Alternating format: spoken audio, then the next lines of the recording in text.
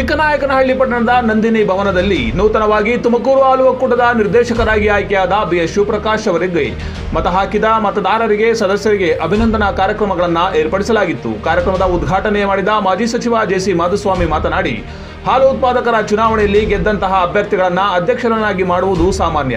ಆದರೆ ಇನ್ನೂ ಅವರಲ್ಲಿ ಸಹಕಾರಿ ಸಚಿವರು ಅವೆಲ್ಲವನ್ನ ಗಾಳಿಗೆ ತೂರಿ ಅವರಿಗೆ ಬೇಕಾದವರಿಗೆ ಅಧ್ಯಕ್ಷ ಪಟ್ಟವನ್ನ ನಾಮಿನಿ ಮುಖಾಂತರ ನೀಡಿರುವುದು ಸಹಕಾರ ಸಂಘಕ್ಕೆ ಮಾಡಿರುವ ದೊಡ್ಡ ಅಪಮಾನ ಎಂದು ಕೆಎನ್ ರಾಜಣ್ಣ ವಿರುದ್ಧ ಕೂಗುಗಿದರು.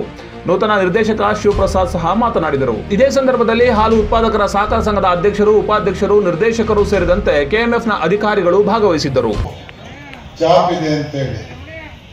ಅದಕ್ಕೆ ಕಾರಣ ಮಾಧುಸ್ವಾಮಿ ಅಲ್ಲ, ತಾವು ಯಾವುದೇ ಕಾರಣಕ್ಕೆ ಏನೇ ಆಮಿಷ ಬರಲಿ, ಏನೇ ಪ್ರತಿಕೂಲ ಪರಿಸ್ಥಿತಿ ಬಂದರೂ ಕೂಡ ದಿಟ್ಟವಾಗಿ ನಿಂತು ಚುನಾವಣೆನ ಆರಂಭದ ದಿವಸಗಳಲ್ಲೇ ಗೌರವವಾಗಿ ಗುರುತಿಸಿ ಯಾರು ನಮಗೆ ಡೆಲಿಗೇಟ್ ಆಗಿ ಹೋದ್ರೆ ಈ ಚುನಾವಣೆಯಲ್ಲಿ ನಮಗೆ ಶಕ್ತಿ ಬರುತ್ತೆ, ನಮ್ಮ ಪ್ರತಿನಿಧಿ ನಿಲ್ಲತೆಯನ್ನು ಸಮಯದಿಂದ ಹಿಡಿದು ಎಲೆಕ್ಷನ್ ಆಗೋವರೆಗೂ ಶಿವಪ್ರಕಾಶ್ ಎಲ್ಲ ಚುನಾವಣೆ ನಮ್ಮದು ಅಂತೇಳಿ ಮನಸ್ಸಿಗೆ ತಗೊಂಡು ಏನು ಮಾಡಿದಿರಿ, ನೀವೆಲ್ಲ ಖಂಡಿತವಾಗ್ಲೂ ಅಭಿನಂದನಾರ್ಹರು.